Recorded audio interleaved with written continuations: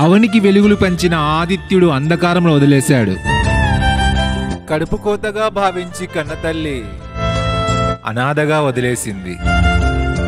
విద్య నేర్పిన గురువు పరమ కిరాతకంగా శాపగ్రస్తుని చేశాడు.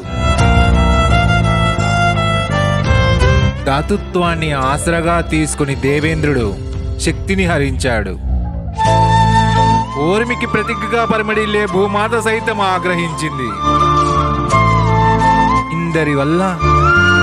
ఇందరి వల్ల శక్తిహీనుడనై నీకిచ్చిన వాగ్దానాన్ని నిలబెట్టుకోలేకపోయాను మిత్రమా. మిత్రమా, నీ దయ ముందు ఈ జీవితం ఎంత? ఈ జన్మకే కాదు హితుడా, జన్మ జన్మలకు ఈ రాధేయుడు నీ విధేయుడే.